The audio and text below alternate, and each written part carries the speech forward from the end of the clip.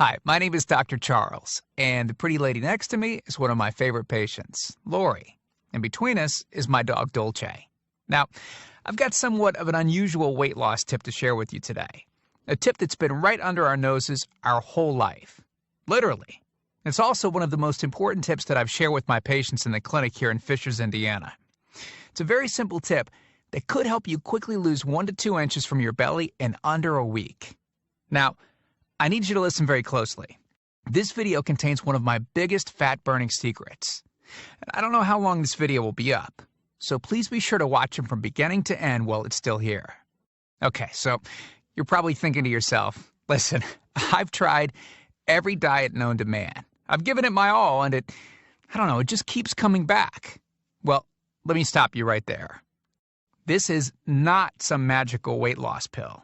It has nothing to do with that crazy acai berry garbage or any special weight loss drops or any of the other incredibly scammy weight loss gimmicks that we see all over the internet these days. In fact, these tips date all the way back to the 1950s and help explain why the majority of all Americans are now considered obese. And no, it might not be because we eat too many bad foods.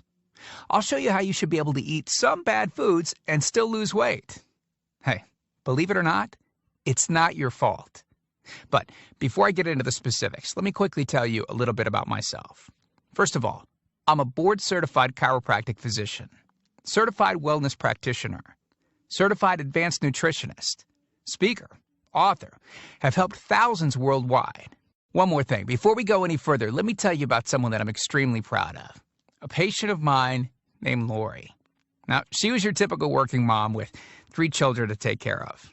Yes, I said 3. Lori was my guinea pig at the beginning and helped me create this program. Now, she comes from a very poor line of genetics, obesity, diabetes, heart disease, etc. So I thought if this program worked for her, it might be able to help anyone. This one specific tip that I'm about to share with you helped Lori lose 2 inches from her belly, lose 8 pounds in only 9 days, lose 2 inches from each thigh, lose 3/4 of an inch from each arm, drop 3 dress sizes. At the age of 30, she now wears a smaller dress than she did in high school.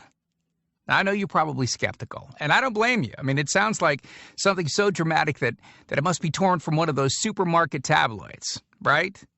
But it isn't. Lori ultimately lost a whopping 90 pounds of fat and dropped 16 dress sizes. 16!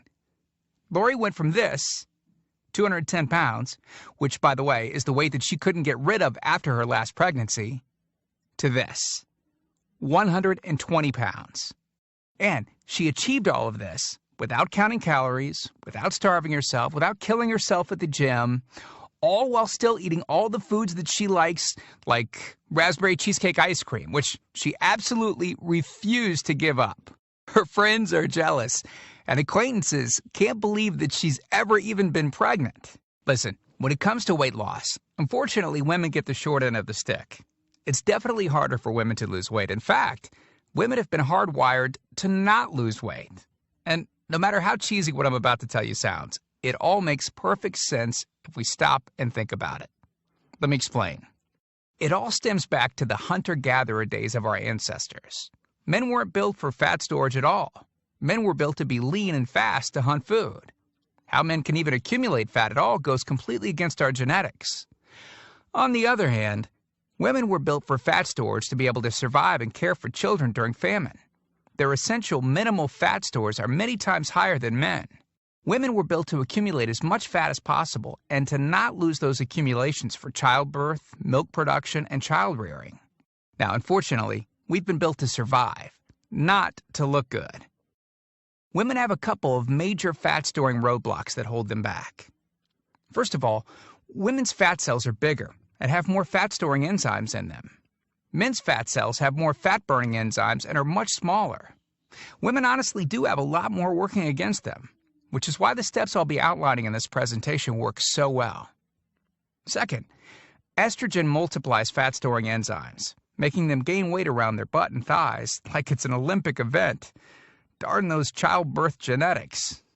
Third, crash dieting. It puts our bodies instantly into starvation mode.